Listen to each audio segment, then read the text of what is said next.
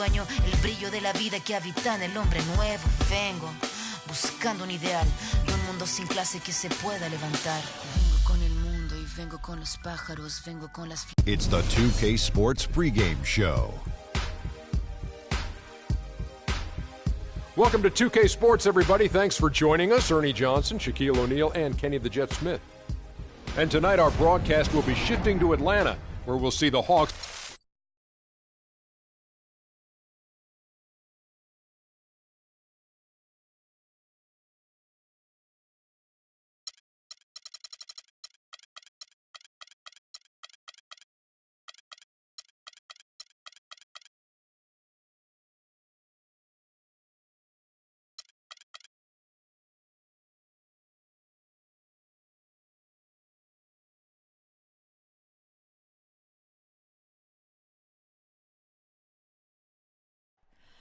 Oh, say does that... Welcome, basketball fans, to a very...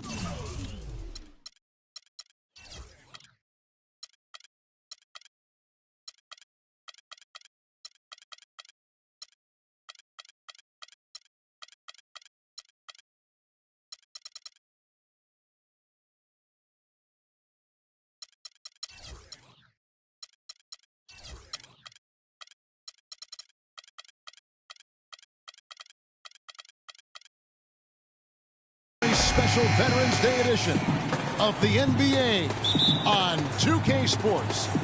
Along with Greg Anthony, Clark Kellogg, and our sideline reporter Doris Burke, this is Kevin Harlan. We're at the Phillips Arena. The Atlanta Hawks plan to take advantage of home court. Taking a look at New Orleans. They're hoping they can carry over some of that momentum from their undefeated homestand. And keep in mind, just the two-game season series. This is their final game against this group, and they're looking to duplicate the outcome of that first contest where they played a terrific ball game.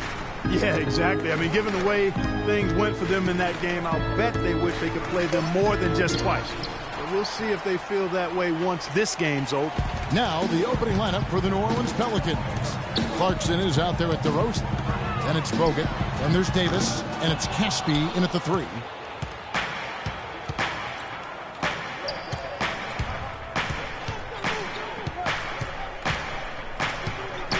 Passes to Bogut. Here's Clarkson. Out to DeRozan. There's the 3. That's in there. Davis with the assist. DeRozan's got himself going with the triple, his first basket of the game. And Anthony Davis, growing up in the rough south side of Chicago, because of the violence, his father didn't let him venture to the playground. Instead, he built a basketball court in the backyard. This young man has come a long way. For New Orleans, they've gone 1 of 3 from the field to start this one so far. Clarkson passes to Bogut. Here is Caspi, covered by Cephalosha. Bogut with a screen on Teague. The shot by Clarkson, no good. Good little two-man action there, but they just can't get the shot to fall. Yeah, but that was a beauty. Good-looking shot, well-executed play. I wouldn't be surprised to see them go back to it. The first quarter of action, 2 minutes in. Caspi for 3. Here's Davis. And fouled hard that time. He'll get to the line and shoot 2. And I like the fact that the defense is looking to protect the rim at all costs. Definitely saved the layup with that foul, and you'll make him earn them from the line, and that's what you want to see. And really, I thought Anthony Davis a season ago just took the league by storm. I mean, jaw-dropping numbers. I think you could argue if the Pelicans' record had been a little better, he probably would have won the league MVP. Now here's Millsap. 11-point game his last outing. There's the bucket. Good. You know, the defense has got to do a much better job of fighting over those screens. And, Greg, especially when the ball is in his hand. I mean, come on now. You know he doesn't miss too many open looks like that. Korver against DeRozan. And the layup is good. DeRozan's got 5 now. And you look at the development of Anthony Davis last season, far and away the best player, efficiency rating-wise, in Clark, the NBA. Yeah, that's called PER, player efficiency rating, one of the 4 best marks in NBA history for Davis, alongside Chamberlain, Jordan, and LeBron James. Well, that's a very low percentage shot. Not good basketball at all. One he probably should have passed on.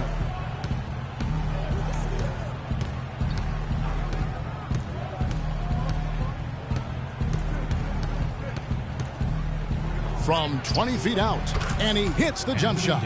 Really well done there. Just confident and composed, never in a hurry. The Hawks trail by 3. Guys are looking for a spark here. Yeah, I mean, a cold stretch offensively. They desperately need a basket. I love the ball movement there. He put that on a silver platter. Just served him up. Now, here's DeRozan. He has 5. Jeff Teague with the rebound. That's one he knows he should have drained. Cephalosha's shot is good. Clark, a lot of give and take between these sides early. Kevin, how about 6 lead changes in this half already? Yeah, and both teams look like they came to play. We should have a good one. Clarkson up top. Teague covering. The 3. The shot by Clarkson, no good. Hard to figure out how he doesn't knock that one down. No defender in sight. Dishes it to Cephalosha. Feeds it to Horford. Nice ball movement here by Atlanta. And that one's good. Millsap. Well, I tell you what, I need to see some more assertiveness out of these defenders. They're not getting the job done. That's a great point. 10 of the last 12 points they've allowed have come at the rim. Good. A good open look, and he splashes home the 3. Here's T. He had a 12-point outing in their last game against Minnesota. And not just the scoring. It was also how fierce he was on defense, grabbing 3 steals on the night as well. An excellent display of passing out there, fellas. I mean, 8 of their last 10 points have been assisted on. And they just keep finding the open man. Now, here's Clarkson. Playing Dallas, he was nearly unstoppable. And that is a major league flush right there, my friends. And in a tight contest like this, Greg, that might be just what they need to get the tide rolling in their direction. You're exactly right. I mean, so often when a team gets that kind of explosive play out of its backcourt, that can really rally and galvanize the whole squad. And so it's New Orleans with it, following the bucket by the Hawks. And the basket good. Clarkson's got his 3rd basket of the night right there. Not fazed at all by having a bigger defender on him down low, and I really thought he would be. You know, at first glance, you wouldn't think that he'd be comfortable in that particular situation, but, well, I tell you what, he didn't look like he was out of his element at all right there. Here's T, following the score by New Orleans. 4 on the shot clock. Here's Horford. Can't get it to go. And it's the Pelicans taking it the other way. They want to keep it rolling here following the win against Dallas. And the way they attacked the basket in that game was unreal. I mean, after a while, the defenders seemed to just wave the white flag. Yeah, like you said, I mean, that's what will happen when a team continues to attack the basket and come away with layups. The defense tends to get demoralized and deflated. Splitter is checked in for Al Horford. And the Pelicans making a change here as well. Olynyk's checked in. There's the screen. Clarkson kicks to Caspi. And stolen by Splitter. Teague left side. Splitter with a screen on Davis. Now Cephalosha. Splitter dishes to Teague. 6 on the shot clock.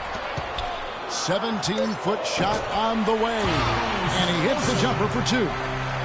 Cephalosha's got 6. Just impressed with the teamwork out there, setting the table for one another. 5 straight baskets, Greg, resulting from assists. They're playing as one unit out there. And for the Pelicans last year, they were at their best when they had great ball movement. Very tough to guard.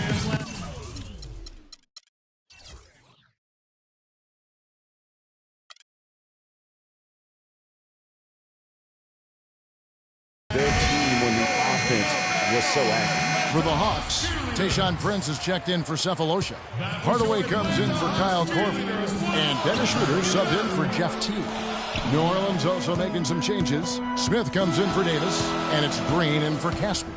Here's Schroeder.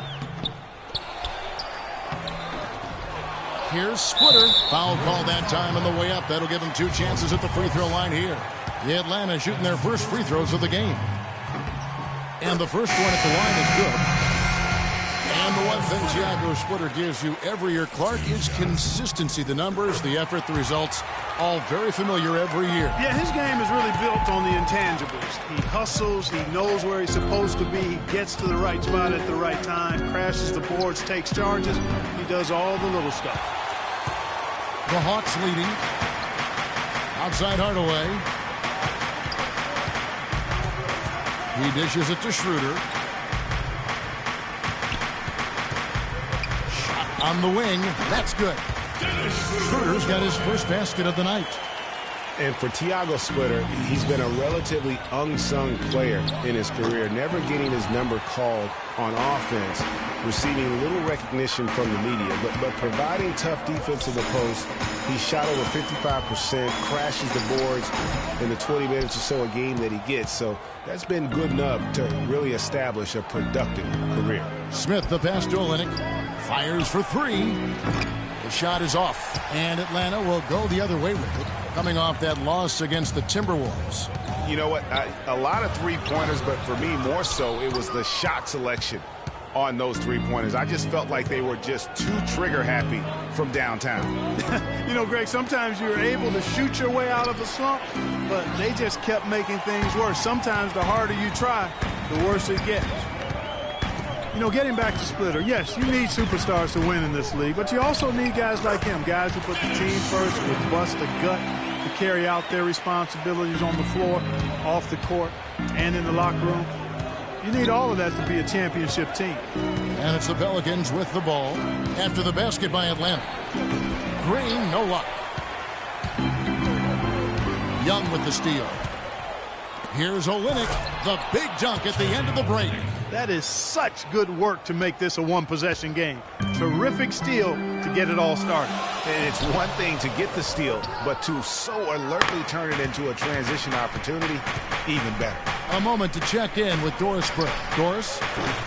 Mike Budenholzer and I got a chance to talk for a bit. According to him, their focus defensively is going to be on making things difficult inside. Ideally, they'll be in the best shape, he feels, if they force most of the shots against them to come from the perimeter. Guys? Great. Thanks for the report, Doris. The number of points they've scored in the paint already today is pretty eye-opening. It really is, Clark. The defenders need to do a better job of closing those lanes to the hoop. Now, here is Smith.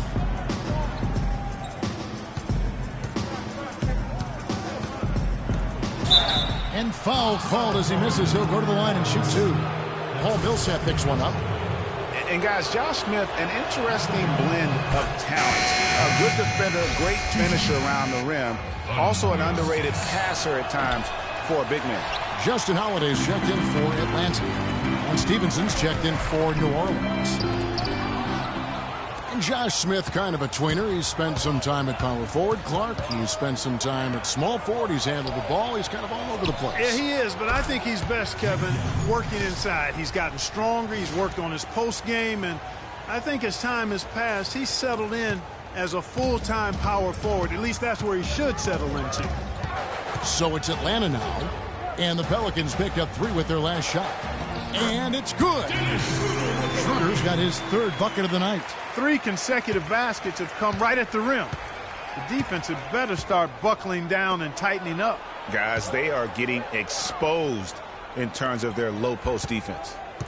Now here's Olynyk. Back to Stevenson. Another one falls for New Orleans. Probably wasn't the shot they were looking for, but they'll take the bucket. Kicks it to Splitter. Outside Holiday. There's the pick. Splitter sets a screen. Splitter with a screen on Smith. Outside Prince. And it's good off the back rim and in. Prince has got his first points of the game. Textbook. Nice pass. Great catch. Even better finish. Nobody near Stevenson. Out of bounds, Atlanta takes possession. Now we'd like to take this moment to show you the teams that a year ago made a trademark of scoring points off turnovers. Number 5, the Hawks. And this team, in terms of scoring off of turnovers, that became the identity. I mean, they really looked to disrupt and cause problems defensively And boy, do they take advantage on the other end. Their interior has been inferior defensively. It has got to tighten up. You're right on target there, Greg. Of the last 10 points they've allowed, 8 have come from in close.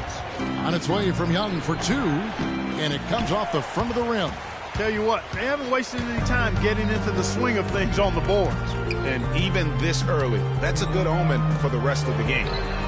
Took the opportunity when he saw it. And now an 8-point Hawks lead. They've got themselves in front with some outstanding shooting right off the bat. It's been a complete technical dominant performance out here. They are in a zone. Stevenson. And nothing is falling for him right now. Prince up top. Schroeder.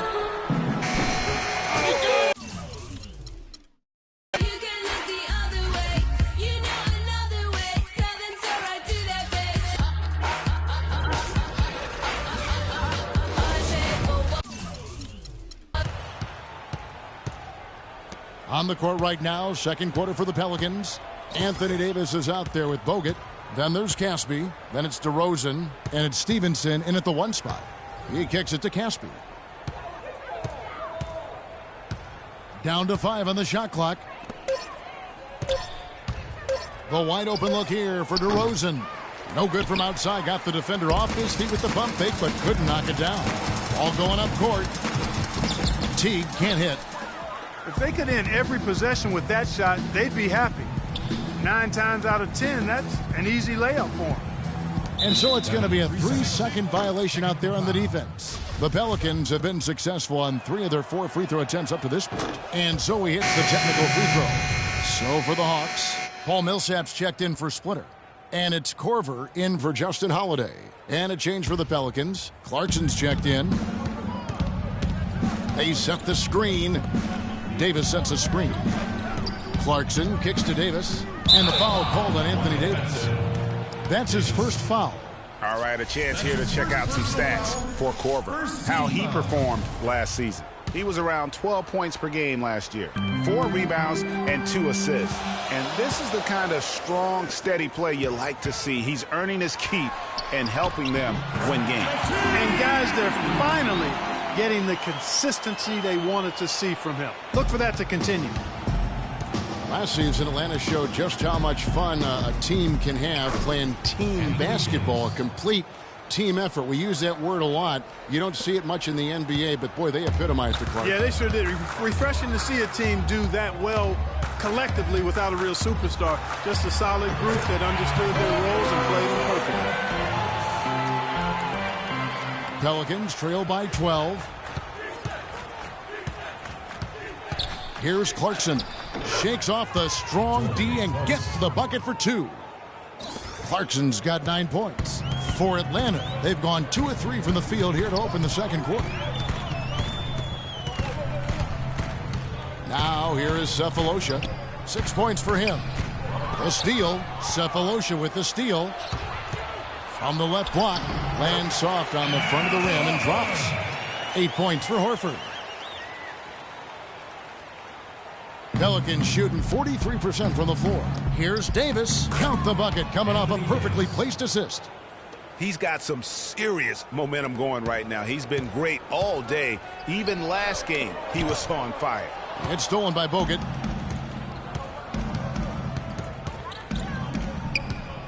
Outside for Davis. Launches it. Rebound, Atlanta. And that'll increase their rebound advantage. They've definitely been winning that battle on the board. You know what? No rebounds, no rings, and they've controlled the boards, and that's what's given them control of this game. DeRozan with it. A 20-point game for him in the win against Dallas. That misses off the backboard. And being that close to the hoop, I thought he had enough room to finish that one. To the inside, Millsap, and so he draws the foul on the shot. A trip to the line to shoot 2.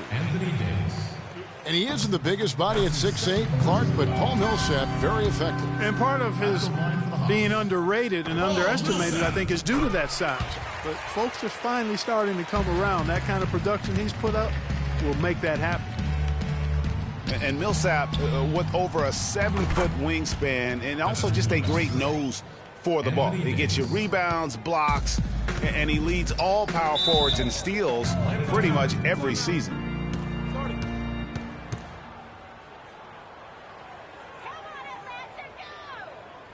Atlanta calls timeout. And speaking of Millsap's defense, I mean, he can switch out and cover perimeter players as well. His smaller stature gives him that versatility, but then the long wingspan allows him to still bang with the biggies. Here in the second quarter, just under 3.5 minutes played, Horford dishes to Millsap. And he sinks the shot coming off the strong pick. Millsap's got 4 points in the quarter. Perfect screen there. Set him up with a terrific look. Yeah, I like the fact that the setup was good, the screen was solid, but you also have to look at the fact that the defender didn't do his job as well as he could have. Boy, such outstanding patience and decision-making for them offensively. Absolutely. Their ball movement has been outstanding, and they're piling up the assists. Picked by Horford. It's stolen by Bogut. And a fast break now for the Pelicans. Davis has got the ball, and the dunk by DeRozan. Now that's a momentum shifter there. Steele leading straight to a quick bucket. Yeah, and a great way, Clark, to capitalize on the turnover. Don't waste any time. Get the ball right up the court. T kicks to Horford. Shot from 12. And a big bounce off the rim, but it sinks right in. That's 10 points for Jeff T. I like the way they're working the ball inside, because when you do that, you get higher percentage shots, and typically good things happen. +8 in the rebound differential. One more reason why they're in control. Yeah, double-digit advantage on the scoreboard. They've taken the initiative. They've played, I think, with more purpose so far. And last season, the Pelicans made it into the playoffs. I mean, could have had an easier road to get there if they were stronger against the Eastern Conference. Green, he's checked in for Anthony Davis. Here's Clarkson.